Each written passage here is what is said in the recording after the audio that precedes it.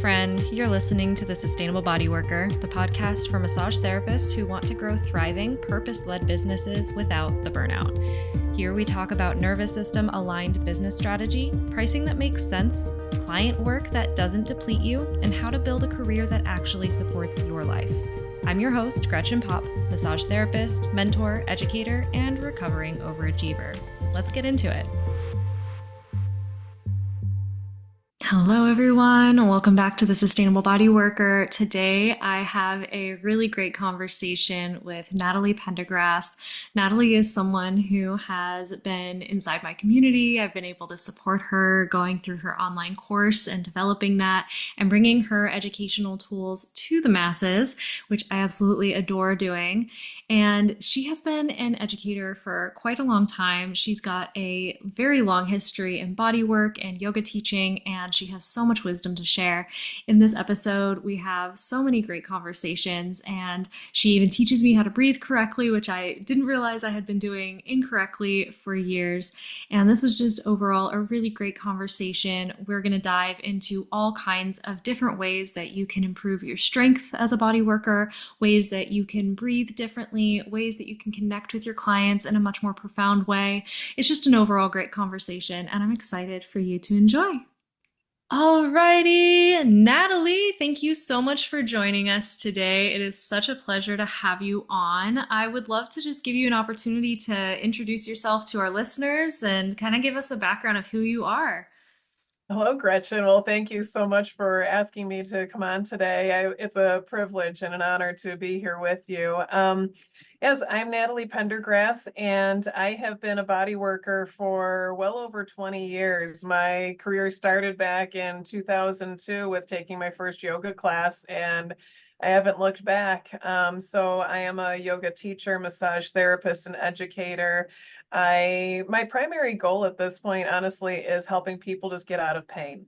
So I've learned a lot, and that's really where my focus is. And it doesn't always. So what's interesting is, yes, I'm a yoga teacher, massage therapist, but what I teach is a lot of strengthening, actually. I perform all the relaxing things, but I also teach people how to strengthen their body to help them, feel better in their bodies. But in addition, I'm a certified reflexologist and Reiki master teacher, and I teach gua sha, all sorts of things. I could go on and on.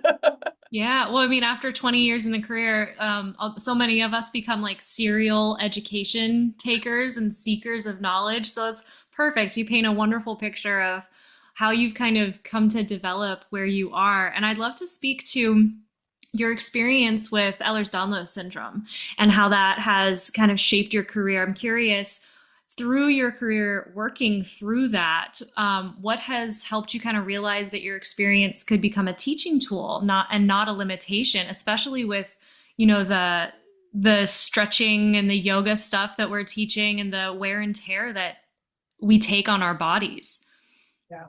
Yeah, because everybody doing massage is going to have some wear and tear. I mean, a physical exercise can have wear and tear. So what helped me to realize it was, I spent most of my life in pain. I had lots of weird things that happened as a child. I was always just a little different. I'm one of six, so I have five siblings. And I was the only one who, would be curled up on the floor with having stomach issues repeatedly. I was the only one who I'd eat something and be like, anybody else's mouth itch? And I wanted to like stick my fingers in and claw at the roof of my mouth. It'd be so itchy, or my lip would swell up with like a big blister, and it was just like this big fat hive. All sorts of weird things. And in addition to, I could also partially dislocate my shoulders for the fun of it.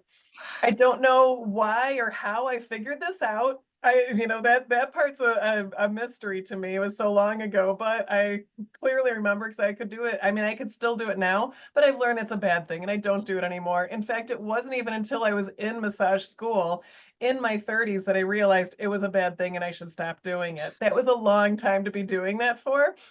But so yeah, I could just pop them out, put your finger in here, and then pop it back, my humerus back in, and be like, ew, provide lots of entertainment. But yeah, that was a really bad thing. But so I had all this pain. I had car accidents as a teenager. So yeah, really bad pain. And especially for me, it was my neck and shoulders.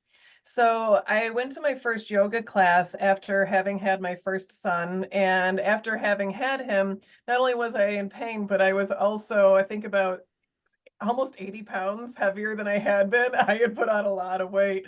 So I was like, what am I going to do with this body now? And thankfully, I found a yoga class. And in there, through the teacher's guidance and instruction, I was like, oh, wait a minute. If I position myself like this, like, oh, yeah, I can feel how now this part's working, but now that part that was hurting is softer. Oh, that feels better. This is nice. And then we wound up on hands and knees and my arms were shaking and I was like, holy cow, am I weak? And then, we went through the whole class and I left there and I left in a state of like bliss. I was like, oh my goodness, do I feel amazing? And it was a nighttime class. And the whole way there, I was like, oh, this isn't going to go well. I don't do well at night. I'm tired. How will I even make it through? I left there feeling amazing. And I'm like, I'm sold. I'm doing this again and again. And so I continued practicing and I started incorporating what I was learning into my everyday life.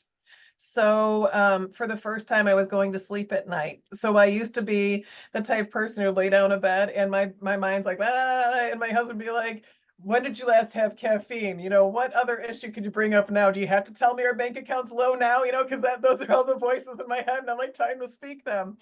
But obviously it's not healthy. So I started realizing like, wait, if I have my yoga teacher's voice in my head and like we do in Savasana at the end of class, and she talks us through the 31 points of relaxation, I can do that for myself.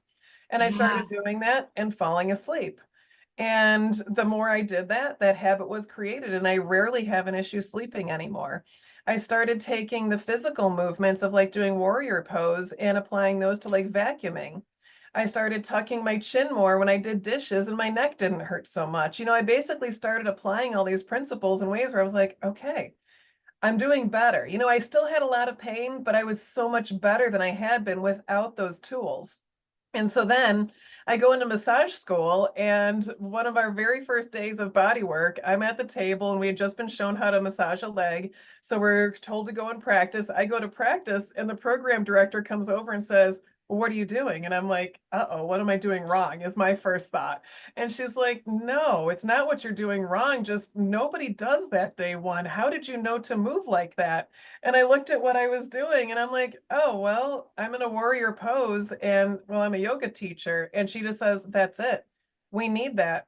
Every class from here on out, we need you teaching body mechanics. And so I was in the first year of the program at the college.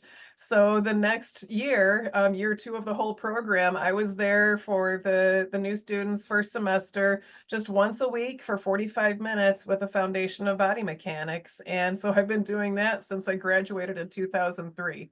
So, and of Wow. course, I grew into other things. I ended up being the lead instructor, teaching like all the hands-on stuff and everything. But yeah, always with that strong foundation and having good sound body mechanics.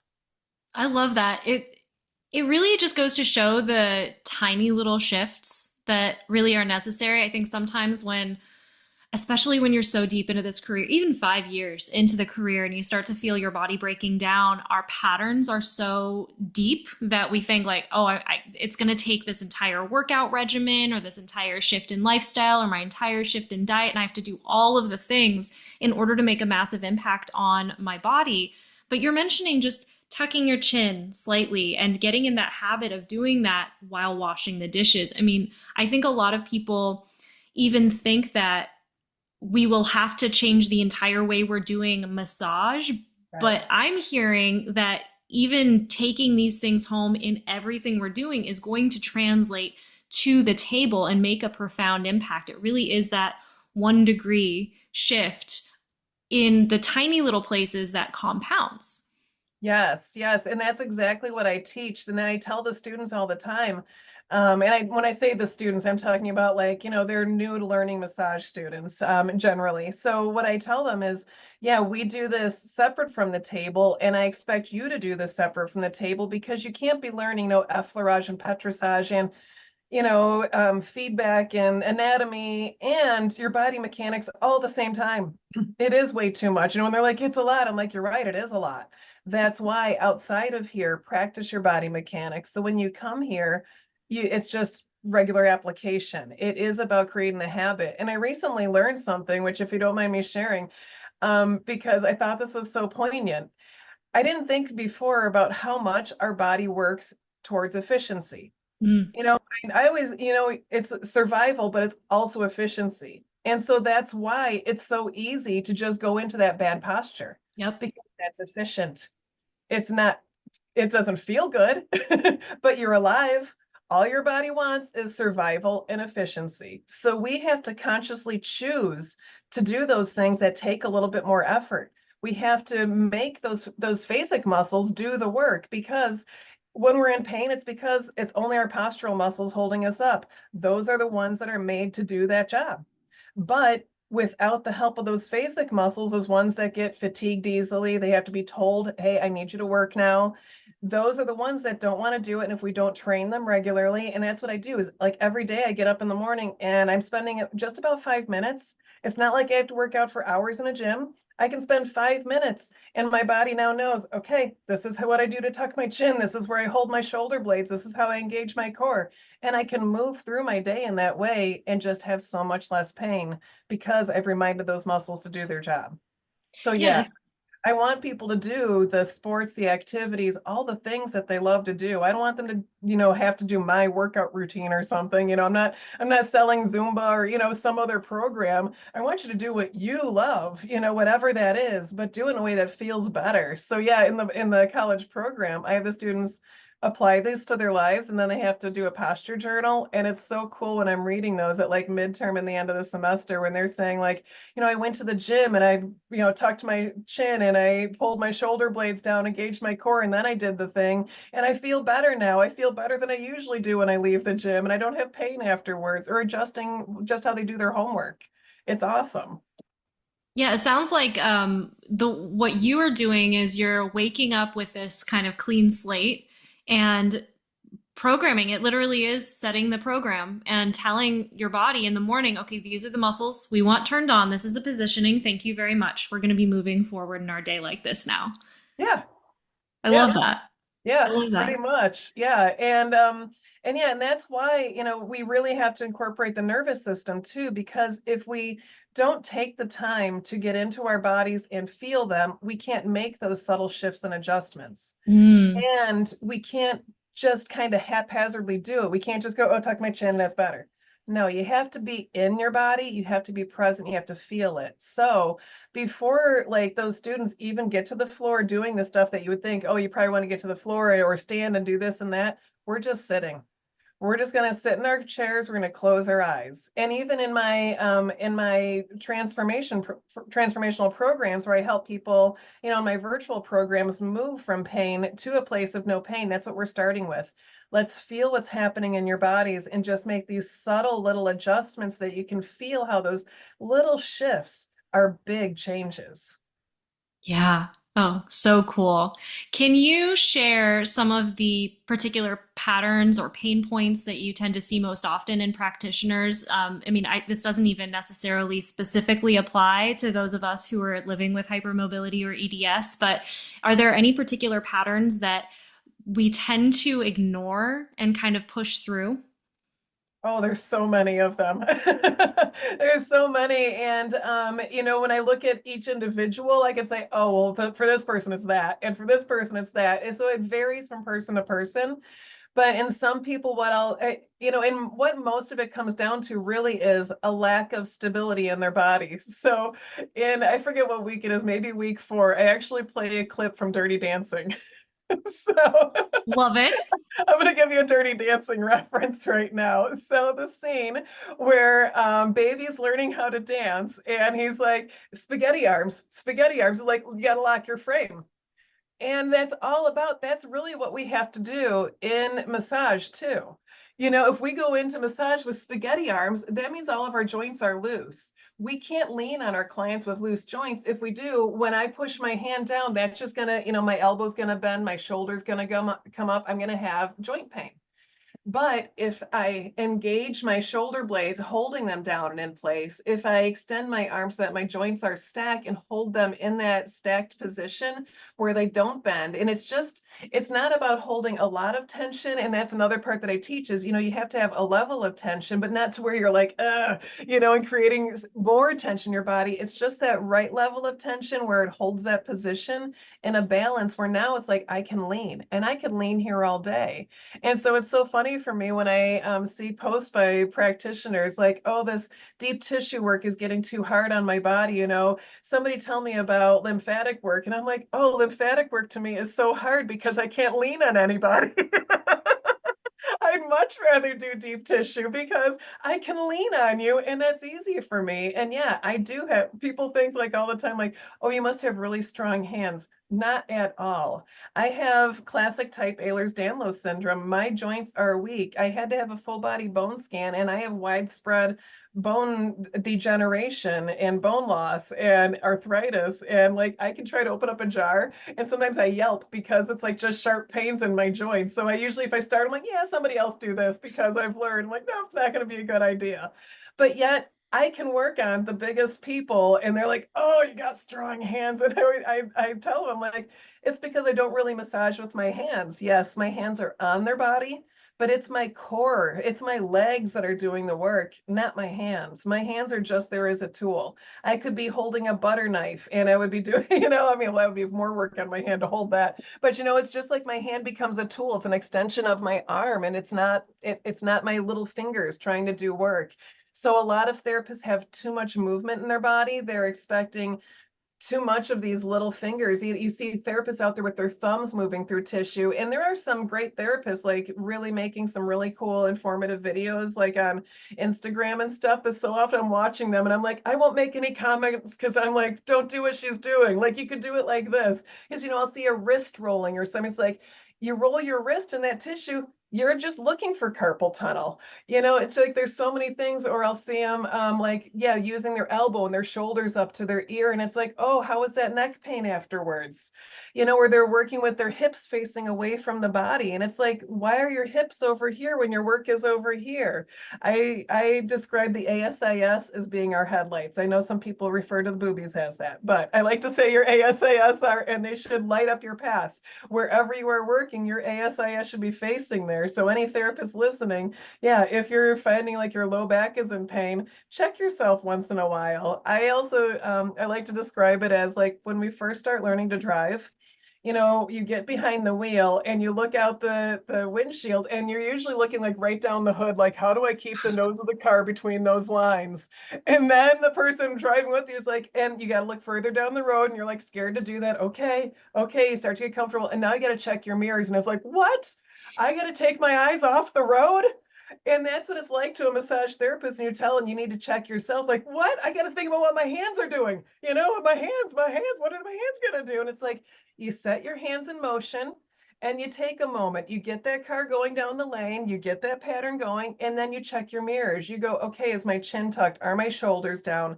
Do I have my sit bones pulling down toward the floor or my back heel? And then I continue with what my hands are doing, or continue driving down that road. It just takes a moment, just a quick check in, just like you don't stare at your rear view mirror, you just quick check in, continue forward.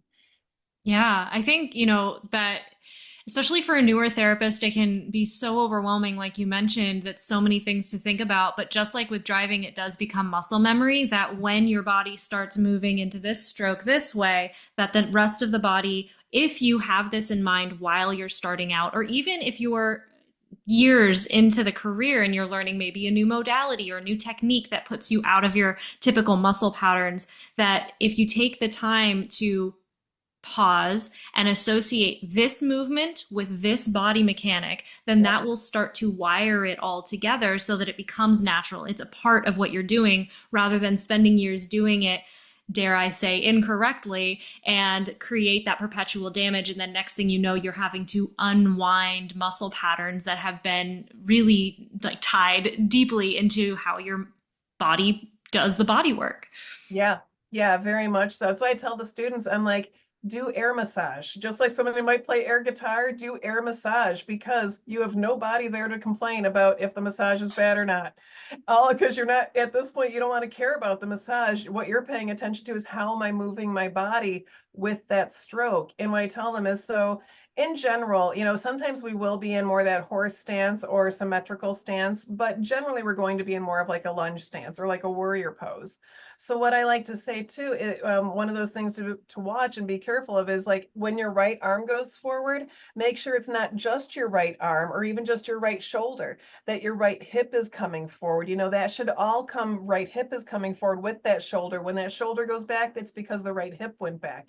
Learn to connect your body like that. So again, it's not just this arm moving, because again, that's where we hurt our shoulder. Once we're moving our shoulder around, now that's neck pain.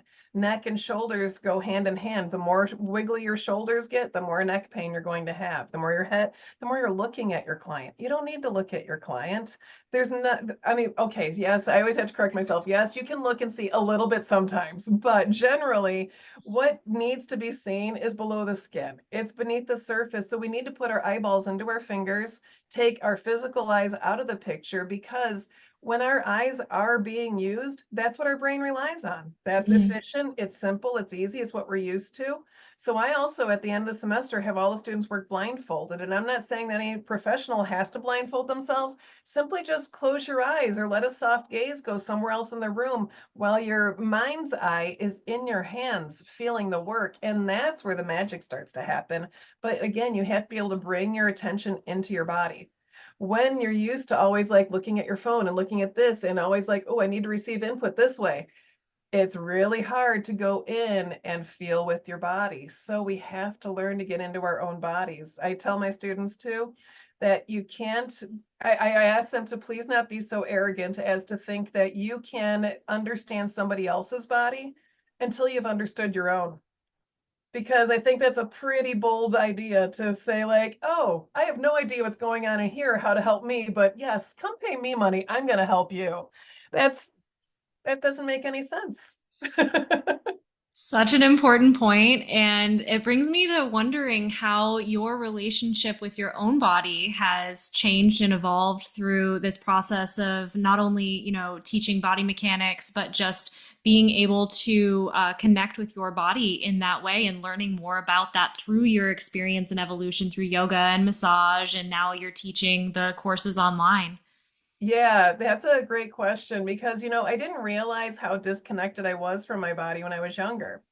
And that's kind of twofold, and it can be multifold for many people. Part of that was having a connective tissue disorder. My body physically has less input. It doesn't feel itself quite like other bodies can, if that makes sense. So, just for people who don't know what I'm saying, what I'm talking about is so your connective tissue, first of all, is the most abundant tissue in your entire body. It makes up just about everything, including your blood vessels. And, it's going to surround your nerves, and it's going to wrap all of your muscle fibers. It's abundant in your muscles. It's the majority of your tendons and ligaments are just made of this connective tissue. And so when it's faulty, you could say that most people, their meat suit is held together by duct tape. Well, my meat suit is held together by Scotch tape. It's flimsy and it's weak. And so generally, I like to use rubber bands to describe like what tissues are like. And so you can imagine if I had a rubber band and I pulled it taut, that's what a ligament should be like. And Yeah. really more like one of those really hard rubber bungee cord, those ones you can't really stretch. That's what a ligament should be like, and always pulled tight. But with somebody with hypermobility, it's more like, and really our joints tend to be further apart, but it's like ours are extra long, but they're just kind of like wiggly and flimsy. And that lack of tension is a lack of input. It's like trying to play telephone, and when you have a can and a string, you have to pull that string taut in order for it to have the vibration carry the sound.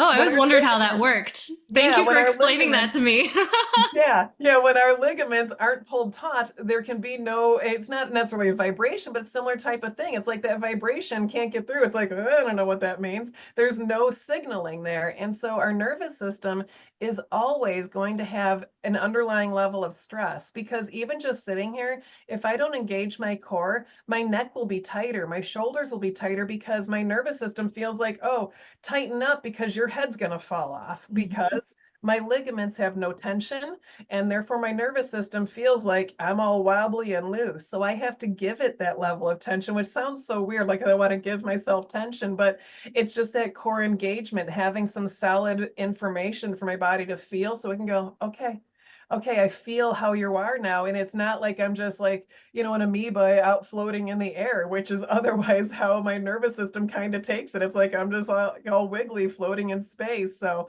give it the input and things can go, okay.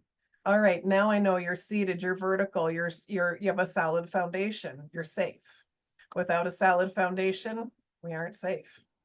Yeah, that makes so much sense. I love the analogy of the telephone and the tension that's necessary, and it makes me think of how more and more the research is showing that fascia is a communicative tissue, not necessarily just structural. But do you have any feedback on that or anything to add to that knowledge Oh, there? yeah. I have long thought that the fascia, when they talk about muscle memory, I'm like, it's not muscle memory. Your muscles don't know shit. Sorry. It's all fascial memory. The fascia is what makes up the memories, or holds the memories, because it's also the fascia that's repairing us. It's the fascia that lays down thicker layers to protect you when you sit at a desk all the time with your head forward. Your muscles aren't getting stronger. A lot of people think, oh, I need a massage. My muscles are too tight. No, they're not. Your muscles are holding tension because they're weak, and because they can't figure out what they're supposed to do about this 10-pound weight you keep holding forward from them. So all your body can do in response is lay down fascial layers. Really, where you're tight is in the front. You need that loosened up, and you need a little softness back there, but you really need to strengthen the right muscles to engage. And yeah, it's all about fascia.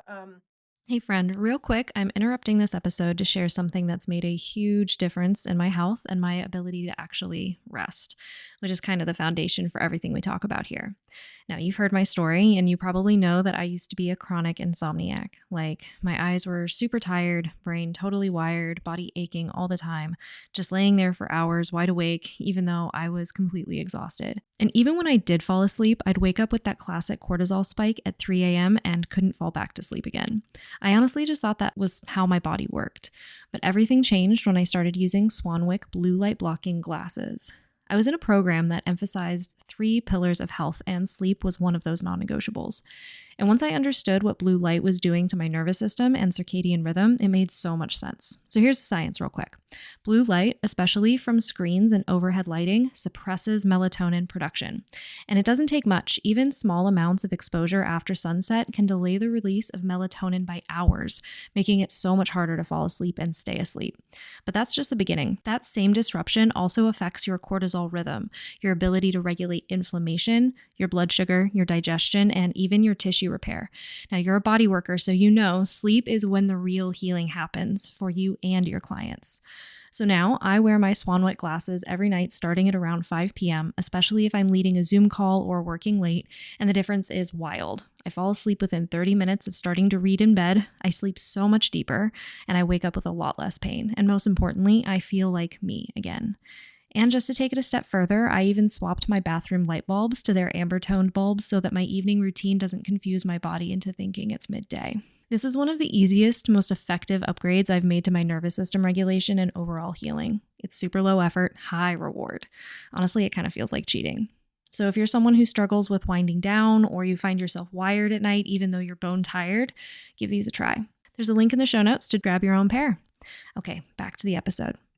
I just did a SOAS session with a client yesterday, and it was a full hour SOAS work. And I usually, when I'm going to do SOAS work, it takes about that amount of time. And I was telling him The reason I spend that amount of time is because of how emotional the psoas is.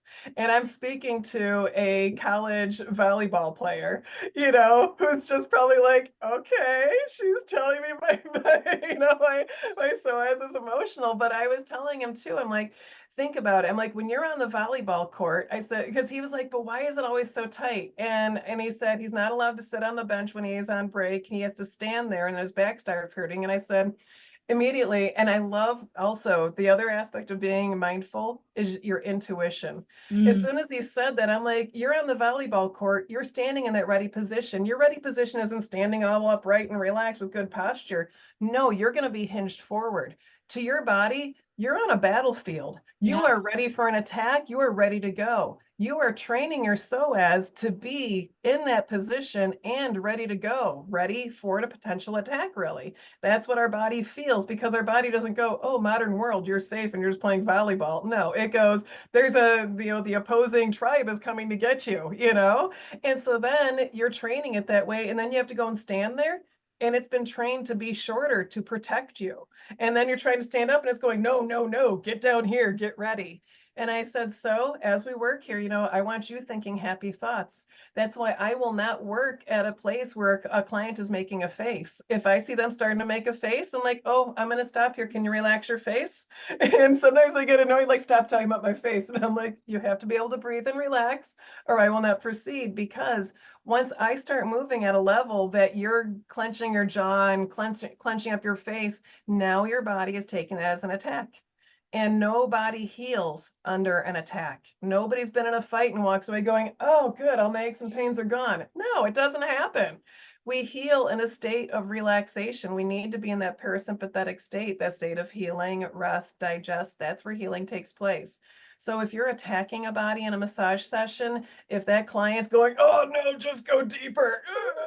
No, they're not, nobody's winning. It's just a losing battle. Agreed. Oh my gosh, that makes me think about all of the accounts on Instagram that I've seen where they show videos of working on people and they're squirming and screaming, and it's getting them a lot of likes and it's getting them a lot of shares, and it's definitely, working that algorithm for them, but they're making their business off of that type of work. And I've always been right in that same camp with you, that I tell my clients that as soon as it gets to the place where you feel like you need to start holding your breath, or I look at their brow whenever I can to see, like, are they just trying to grin and bear it? That's the point at which the nervous system is going to say no. And I'd love to talk more about, you've mentioned the nervous system before, you've mentioned the parasympathetic nervous system state, and I would love to know a little bit more about how you approach that specifically with EDS, your experience with EDS. How do you approach it differently than what's often taught? I wouldn't, it's hard to say. So, they say there's nothing new in the world. I can't say I'm recreating the wheel, that this is a brand new wheel. You've never seen it before. But I think that I have a way of just helping people get into their bodies. I've had people that were kind of skeptical, like, can you really teach this virtually? I'm like, I've been teaching yoga for over 20 years. I am not the type of teacher who walks over and touches you. I don't like when teachers do that, because when they do that to me, they're trying to hyperextend my shoulder or something. Don't do that. I want the student to be in their body, feeling their body and adjusting their body how it feels right. And so I am used to guiding people that way. And I have so many yoga students that come up to me after classes and they're just like, oh, I've never felt my body that way. Like, I didn't realize I was supposed to move that way. These subtle little shifts make all the difference. And I feel like I missed your question, and now I'm just talking out like. No, I love that. I mean, you were speaking about particularly, and I want to dive into that more anyway. So the pause was perfect because you speak so much about getting into our bodies and experience our bodies. And I think that there's a big shift coming, which is part of the reason why I'm so excited about these types of conversations that I'm having here on the podcast, is because we're taught in massage school, and maybe just the culture of massage, that we are pushing and we are creating the effect and we are pushing the things around and we're, directing the clients to do these things, when really I've come to experience, and I would love to hear your take on this. I've come to experience that so much of it rides on the client being embodied, the client actually, first and foremost, really fully being there and saying yes. I mean, yes, they can show up for their massage. That's not what I'm talking about. Yes, they can say, yes, I want a massage. Yes, I want this pressure. That's not what I'm talking about. It's them getting on the table and feeling so embodied and so able to receive that work that that's where the shift actually happens. So let's talk a little bit more about the embodiment aspect, because I don't think that this has been really spoken about so much in a way that I'm hearing you speak about it. Yeah, and thank you for that, because yeah, being fully embodied, it's scary, honestly. You know, a lot of people in our world, they really kind of avoid it. Like in a recent class, I had one student who you could see the anxiety level was high. I don't know all the past trauma, but you could just tell that there was stuff. And when I would try to get him into his body, he's got to pick up his phone. And it's like this innate need to just avoid. And again, it's because it takes work and effort to go through the emotional turmoil that might be necessary to move to the other side. And it's scary. Change is scary. Work is scary. Work is hard.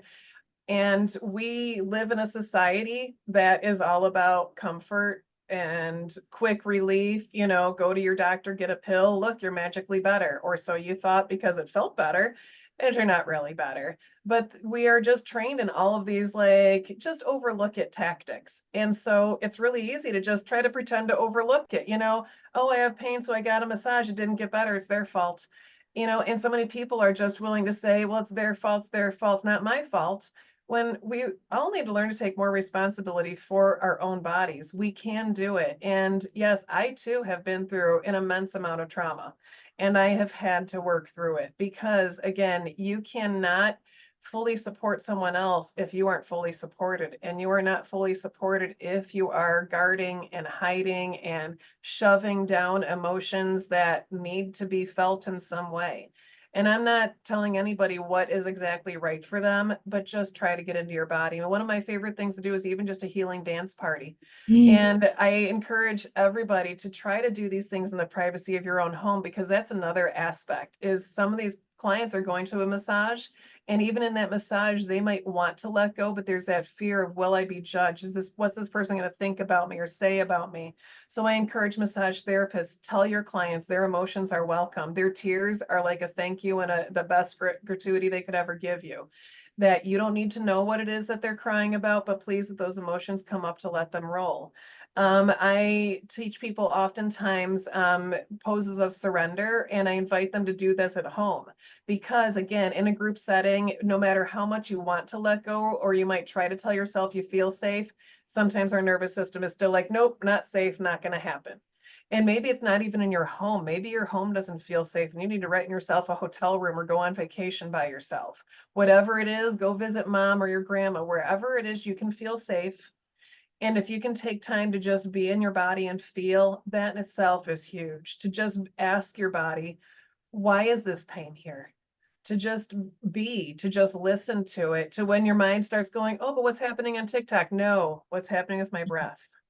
You know, to just remind yourself to come back here. And if anybody's wondering what some of those other poses are, just really anything that's backward bending. So it doesn't have to be like, oh, I'm going to do a full wheel pose, but once you can lay flat on the floor, first make sure your back is comfortable with that before you try backward bending. Just lay flat, but bring a couple of pillows with you, and then roll onto your side.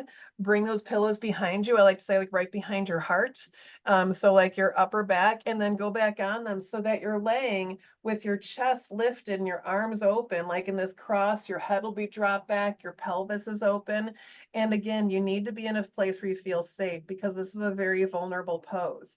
But it is also a pose that encourages the release of emotions. If you can just stay there in your breath, if you can feel where that held tension is, breathe through it, let those emotions come. If it starts to get too much, you want to curl up and cry, curl up and cry. Do what your body is feeling. I want to encourage people too, like, I've been to like sound healings or full moon ceremonies and things. And sometimes, you know, in those too, we feel like, oh, I shouldn't cry. Do it. Please. I want to tell everybody, like, you are the master of your universe. If somebody doesn't like it, I invite you to give them the finger and walk away. Tell them this is my body, my emotions, I'm allowed to have them, because everybody needs to feel free to express their emotions. That's one big thing that, so many generations have been raised. Boys aren't allowed to feel anything but anger and joy. And girls, you're supposed to just help everybody else and not feel anything for yourself. That all needs to change. We all need to feel all the emotions. We need to feel what's going on in us, and we need to honor what we need. Yeah.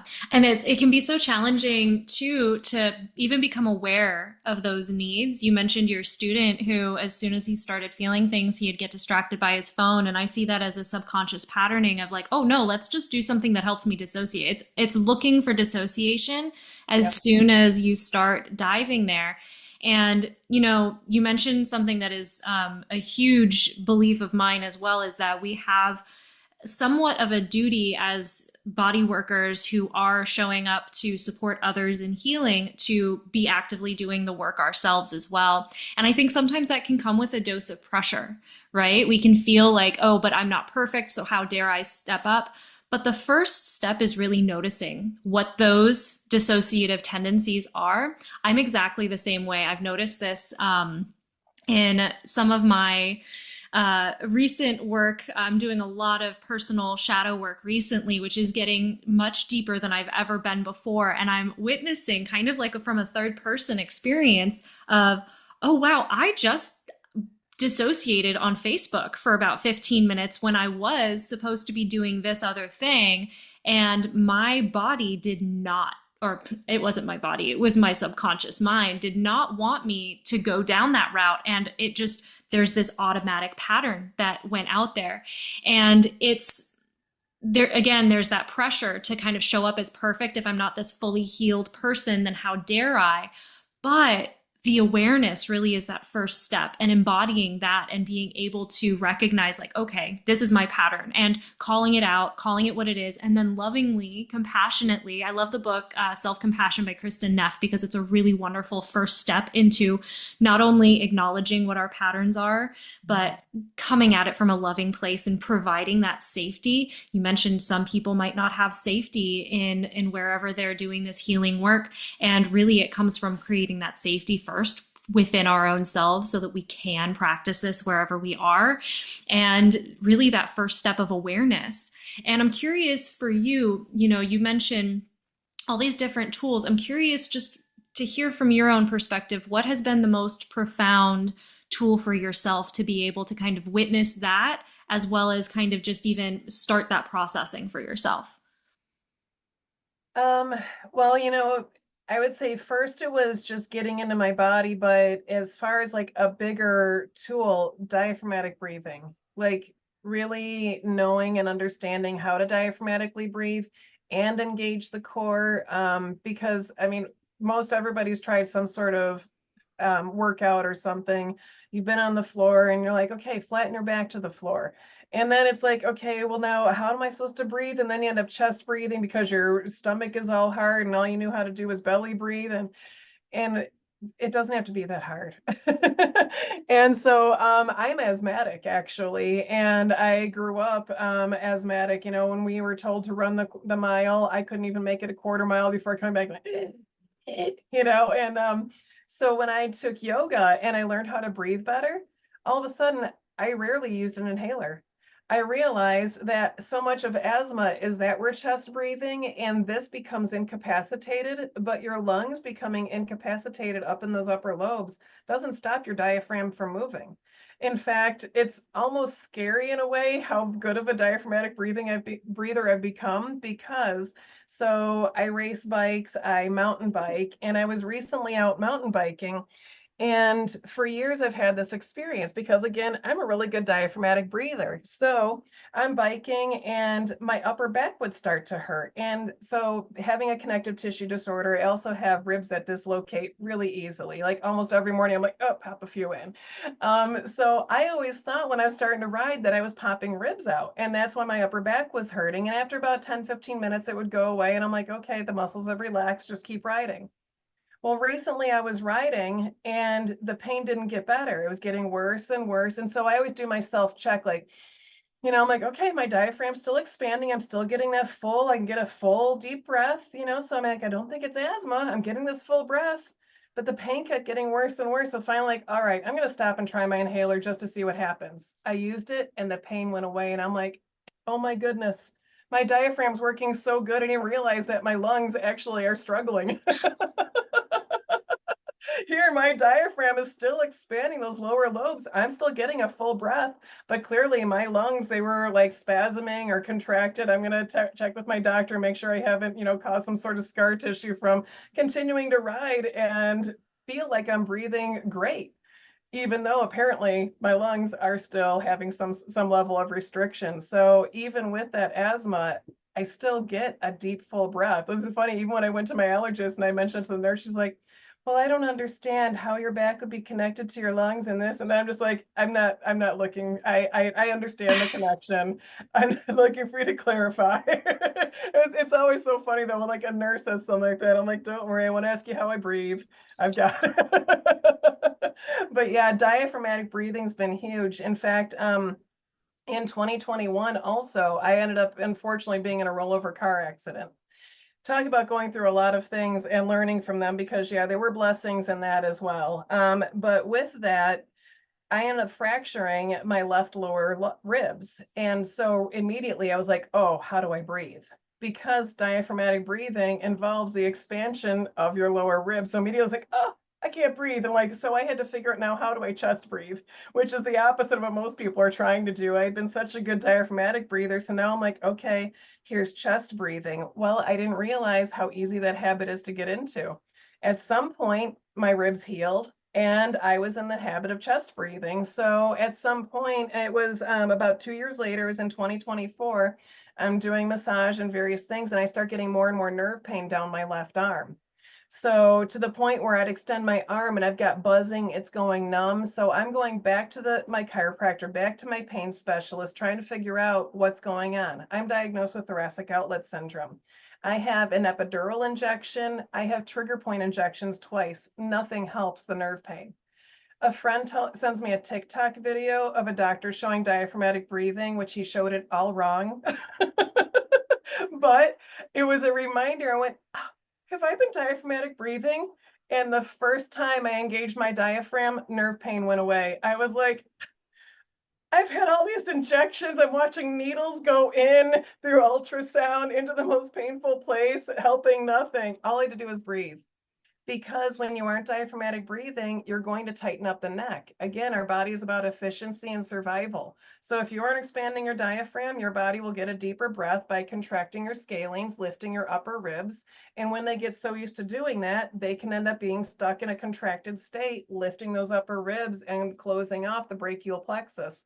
That's what was happening. As soon as I breathed diaphragmatically, neck could relax. Less neck pain, less TMJ, less headaches, more grounded, no more thoracic outlet syndrome, and nobody had to have a rib removed, because unfortunately there are people that have done that. Yeah, I'm sure you've seen it in the EDS community. Oh, I feel so bad, and I never know what to say when I see a post about somebody saying, they have thoracic outlet syndrome, and all these people are like, oh, well, I had my first rib removed. I had my scalenes removed. And I'm like, all you had to do was learn how to breathe. And it's so hard for them to hear that, because they think, well, my doctor didn't tell me that. And I hate to tell them, but your doctor never learned how to breathe. Your doctor doesn't care to teach you how to breathing, because that doesn't make him money. He's got to sell pharmaceuticals. He's got to do surgery to make money. He's got big, student debt, and he's got high insurance bills to pay. If he's not making money, he wants to make money too. But if you learn how to breathe, you won't have to see the doctor so much.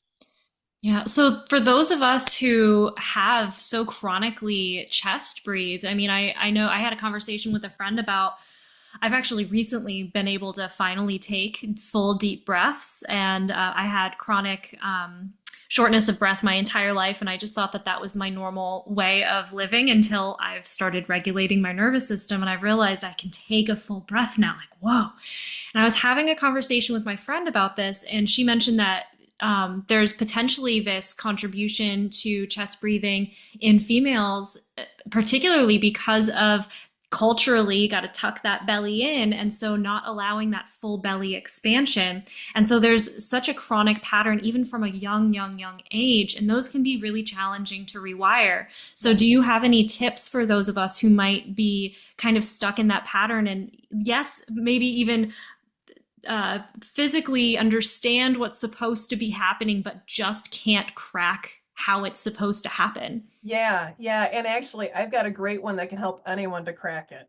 But also, I do want to talk about that because, yeah, I was a victim of that too when I was a kid, holding in my stomach and taught myself to be a chest breather. But what's really cool about diaphragmatic breathing is it's not the same as belly breathing. Your belly doesn't push out with diaphragmatic breathing. I diaphragmatically breathe and keep my core engaged.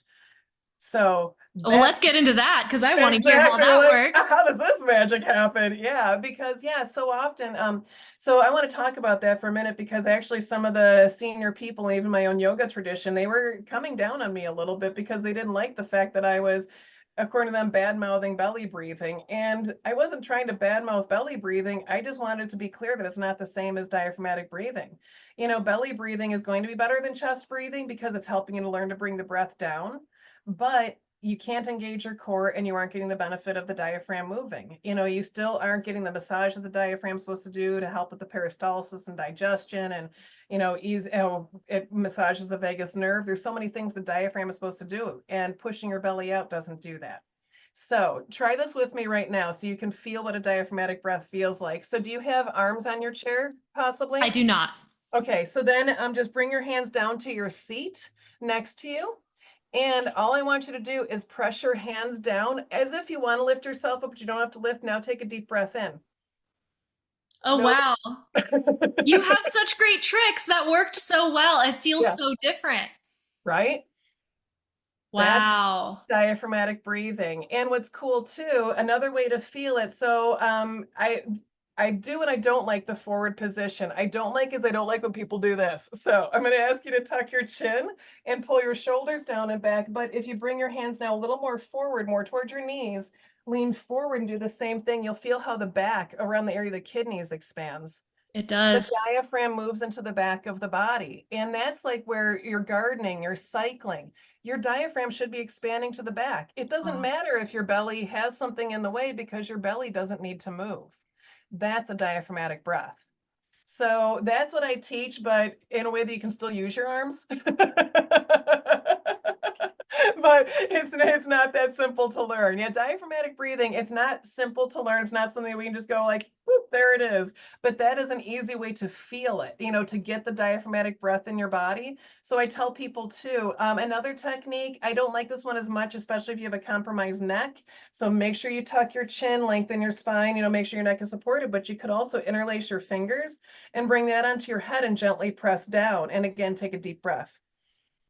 yeah. Getting And that embodiment is so different. yep, you're going to feel, yeah, the lower rib cage expands out in that three-dimensional pattern.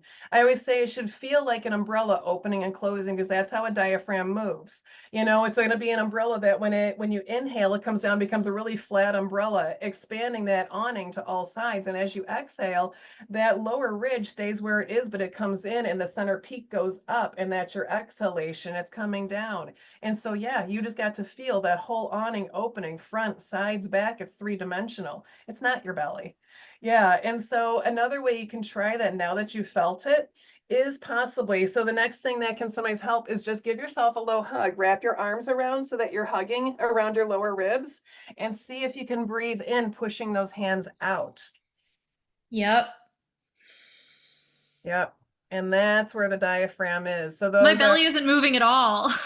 right. And so now, when you learn how to engage the core, breathe diaphragmatically, you can still keep your tummy looking nice, and you can have a deep breath, and you can breathe deeply, engage your core, do your massage, and allow your neck to relax and your arms to move while your shoulders are engaged. And don't do pull-ups or push-ups, whatever it is you want to do, because you've held your body in the right place and you're able to breathe well. And that's what I teach, but it does take time.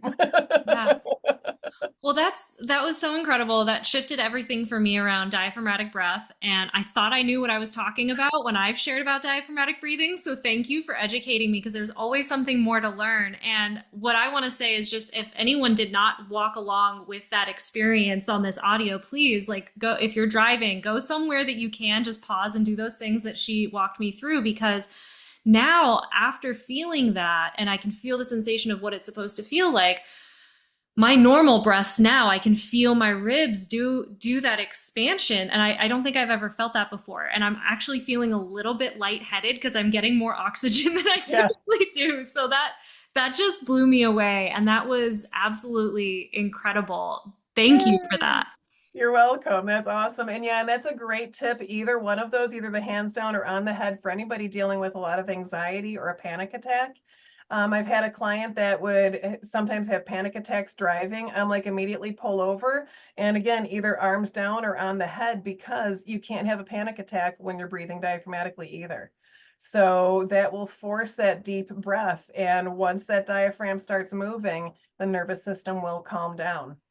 Yeah, that makes me think of when my daughter, whenever she had a cough when she was really little and needed help coughing out, I'd always, or especially if she was like kind of choking on something, Yeah. have her put her arms up because it automatically expands the lungs, so you get more power behind Yeah. that cough to be able to cough up whatever is needed.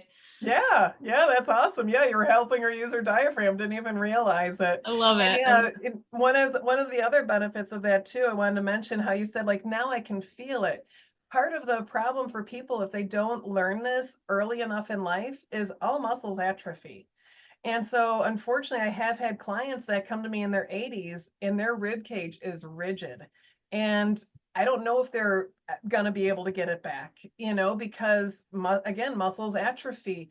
Bones then get stuck. They're supposed to have flexibility. Everything can get stuck if not being used. So, we'd want to practice this when we want to feel how those ribs move because, yeah, we want that flexibility in there. And if you just continue to belly breathe or chest breathe and then say 30 years go by and you go, well, you know what, now I'm in pain, now I want to try it, you may have lost so much flexibility that it's like, okay, they're moving a little bit and maybe it's all you're ever going to be able to get.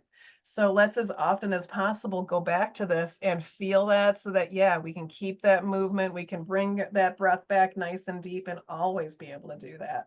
Yeah, oh, I'm a full believer in that 1% dedication, the 1% compounds, and I've seen miracles happen. So I fully believe that people can absolutely shift things. But you make a really valid point of just like now is the day. Like, when do you start a retirement account? Well, 20 years ago, but the next best time is right now. Yeah. And so whatever that 1% shift is, even if it's just practicing that diaphragmatic breathing, I think could be a game changer for a lot of people. And I'm curious for the listeners that might be one of those practitioners that is kind of quietly struggling and kind of pushing through a lot of, maybe it's chronic instability or chronic pain as we work through our practices and all of that. Maybe they haven't felt safe to talk about it.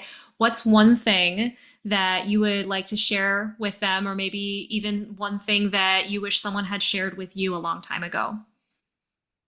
Um, I want everyone to know that change is possible. First and foremost, no matter how bad your body might feel right now, change is possible. Even if you've been in pain for 20 or 30 years, change is possible, but nothing changes without effort. So we have to change what we're doing. We have to change the way that we're thinking. We have to change the way that we're breathing. We have to choose that. And if when we choose that every day, like you said, choose that, just make that 1% effort. And that 1% effort every day is what's going to make that big change over time. So if you are in a lot of pain, yeah, maybe you need to dial back your practice just a little bit while you take some time to learn how to honor your body and then slowly build it back up. There might need to be a couple of shifts, but it doesn't mean you have to stop working. You can still do just as much as you're doing now. We just need to learn how to do it more safely with your body, and it is possible. The answers are within you. I love that. Thank you, Natalie. And if anyone is interested in learning about your courses or the classes that you teach, where can people find you online? Yeah, you can find me. My website is Sacred Spirit Education. And my business name, though, is Sacred Spirit Bodyworks. And you can find me as Sacred Spirit Bodyworks on Facebook. And my new method of helping people find that stability in their bodies and ease chronic pain is the Hyperstrong method. And so my Instagram account is hyperstrong_method. And you can find me there. And also on YouTube, I've got some videos, even on core engagement and stuff on YouTube. So you can find me there, and that's just my name, Natalie Pendergrass. So any of those, and it'll link you, or even if you just Google my name, I hear that it's fun to Google me and see all sorts of pictures that come up. Love it. And we'll also link to things in the show notes so that it's nice and easy for our listeners. Great. Natalie, I want to thank you so much. This has been such a great conversation. I feel like we could chat so much about so many different avenues and where all this goes. And I love that you helped me embody the diaphragmatic breathing. And that really, like, I'm excited to go and take some time in meditation now with some different way of connecting with my breath. So I'm excited about that. You changed my day. And Awesome. really just so much gratitude for your time today. Thank you. Oh, and thank you, Gretchen. I appreciate all that you do. Thank you for taking the time with me. Thank you. Thanks for listening to The Sustainable Body Worker. If something resonated for you today, grab your free breakthrough session, which includes a custom hypnotherapy track to help you unlock the next level. Grab it now with the link in the show notes. And to hear more, hit subscribe. We'll see you next time.